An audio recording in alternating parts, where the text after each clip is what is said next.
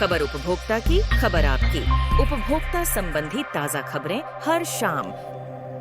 भारतीय मानक ब्यूरो आयुष क्षेत्र में मानकीकरण को आगे बढ़ाने की दिशा में तत्पर है। ब्यूरो ने एक समर्पित मानकीकरण विभाग की स्थापना के साथ साथ इस क्षेत्र में मानकीकरण गतिविधियों को गति दी है। नया विभाग आयुर्वेद, योग, प्राकृतिक चिकित्सा, यूनानी, सिद्ध, सोवा रिगपा और होम्योपैथी जैसी पारंपरिक भारतीय चिकित्सा प्रणालियों को शामिल करते हुए आयुष उत्पादों और कार्य प्रणालियों की सुरक्षा, प्रभावकारिता और गुणवत्ता को प्रोत्साहन देने पर केंद्रित है।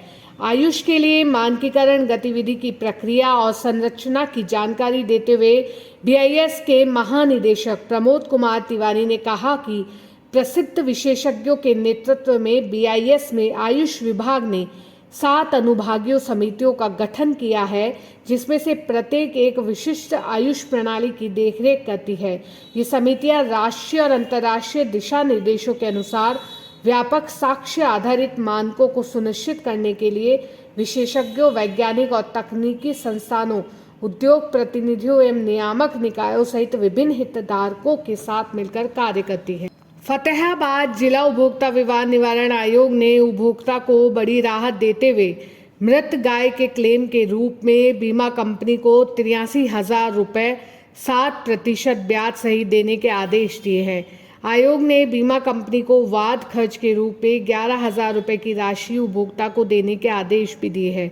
जानकारी के मुताबिक गांव बब्बनपुर निवासी एक व्यक्ति ने अपनी दुधारू गाय का 1 साल का बीमा 10 मार्च 2020 को बीमा कंपनी न्यू इंडिया इंश्योरेंस से करवाया था।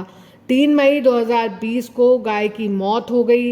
इस पर उपभोक्ता हरबंस सिंह ने बीमा कंपनी से क्लेम मांगा, मगर बीमा कंपनी ने क्लेम नहीं दिया तो उपभोक्ता ने आयोग में अपनी शिकायत दर्ज कराई। आयोग ने आदेश दिया कि बीमा कंपनी गाय की बीमा राशि 83,000 रुपये 7% वार्षिक ब्याज सहित 45 दिन में अदा करे। वहीं आयोग ने बीमा कंपनी को उपभोक्ता को 11,000 रुपये की राशि वाद खर्च के रूप में देने के आदेश भी दिए हैं।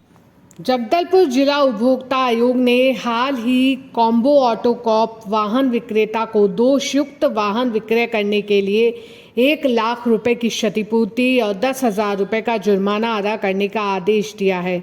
जानकारी के अनुसार कोंडागांव निवासी एक उपभोक्ता ने कॉम्बो ऑटोकॉप जगदलपुर से एक 2 पहिया वाहन खरीदा था। वाहन क्रय करने के बाद उसमें निरंतर खराबी आने लगी।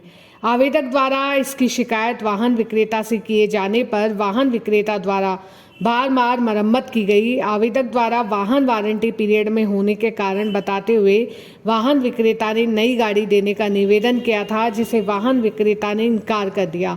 इसके बाद आवेदक ने जिला उपभोक्ता आयोग से शिकायत की, जिस पर सुनवाई करते हुए जिला उपभोक्ता आयोग ने माना कि आवेदक की वाहन में क्रय दिनांक के उपरांत से निरंतर खराबी आती रही है।